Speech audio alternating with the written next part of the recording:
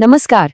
कभी सोचा है कि उत्तर प्रदेश में ही कहीं पर गन्ने के खेत लहलहाते हैं तो कहीं दालों की बहार है। ऐसा क्यों होता है? भाई इसका सारा राज छिपा है यहाँ के एग्रो क्लाइमेटिक जोन्स यानी कृषि जलवायु क्षेत्रों में। और अगर यूपीपीसीएस, आरओ या एआरओ जैसे एग्जाम्स की तैयारी चल रही है तब तो ये समझना और भी जरूरी हो जाता है। तो चलिए आज इसी की एक विजुअल सैर पर निकलते हैं। तो आज की हमारी ये खोज 4 हिस्सों में बटी है। सबसे पहले हम समझेंगे उस विशाल पर्वत यानी हिमालय के बारे में जो उत्तर प्रदेश की जलवायु की नींव है। फिर हम देखेंगे कि राज्य को 9 कृषि क्षेत्रों में कैसे बांटा गया है। उसके बाद हम पश्चिम से पूरब तक एक एक जोन की सैर करेंगे और आखिर में एग्जाम के लिए जो सबसे जरूरी बातें हैं उन्हें एक साथ दोहराएंगे। तो ठीक है, शुरू करते हैं।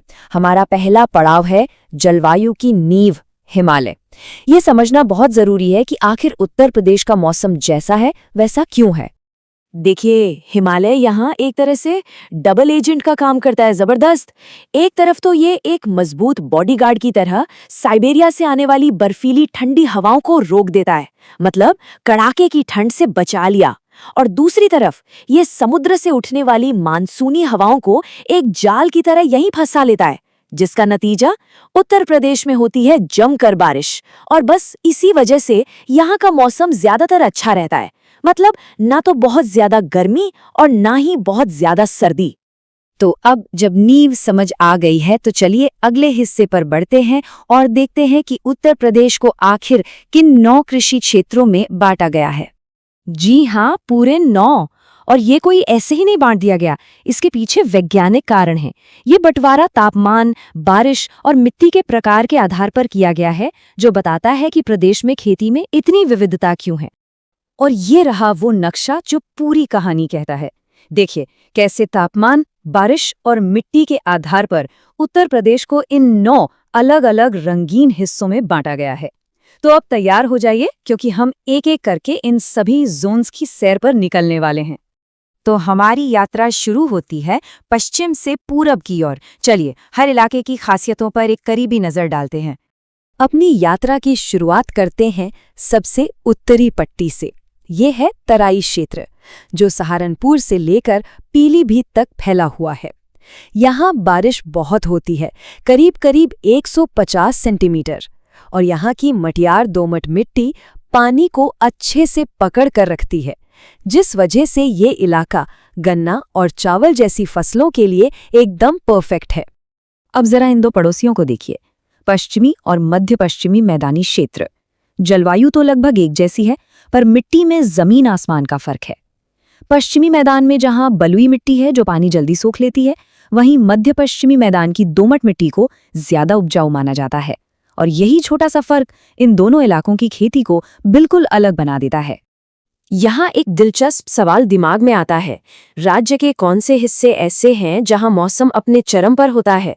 मतलब सबसे सूखा इलाका कौन सा है और सबसे ज्यादा बारिश कहाँ होती है? तो ये है एक रिकॉर्ड होल्डर, दक्षिण पश्चिमी अर्ध शुष्क क्षेत्र। ये राज्य का सबसे सूखा हिस्सा है, जहाँ बारिश सिर्फ 65 सेंटीमीटर के आसपास होती है। अलीगढ़ और उसके आसपास का इलाका इसी में आता है। यहाँ की जलवायु सेमी एरिड है और मिट्टी है बलुई दोमट। और अब सूखे इलाके से सीधा चलते हैं दूसरे छोर पर। ये है उत्तर पूर्वी मैदानी क्षेत्र, जहां औसतन 120 सेंटीमीटर बारिश होती है। और सबसे खास बात क्या है पता है? इसी इलाके में है गोरखपुर, जो पूरे उत्तर प्रदेश में सबसे ज्यादा बारिश वाला जिला है। यहाँ की जलवायु समशीतोष्ण यानी टेम्परेट है। अब राज्य के बीचों बीच आते हैं, जहां एक मजेदार बात देखने को मिलती है। मध्य मैदानी और पूर्वी मैदानी क्षेत्र, ये दोनों लगभग जुड़वां भाई जैसे हैं। दोनों में टेम्परेट जलवायु, करीब 80 सेंटीमीटर बारिश और मुख्य रूप से उपजाऊ दोमट मिट्टी। यही वजह है कि ये इलाके खेती का गढ़ माने जाते हैं। हमारी ये सैर खत्म होती है दक्षिणी पठारी इलाके में, जहां जमीन और मौसम दोनों ही काफी चुनौतीपूर्ण हैं। एक तरफ है बुंदेलखंड का सेमी एरिड यानी अर्ध शुष्क इलाका, तो दूसरी तरफ है विंध्य क्षेत्र, जहां गर्मी 40 डिग्री सेल्सियस को भी पार कर जाती है। लेकिन इसी मुश्किल हालात के बीच विंध्य की काली दोमट मिट्टी कपास जैसी फसलों के लिए किसी वरदान से कम नहीं है। तो ये थी हमारी यात्रा।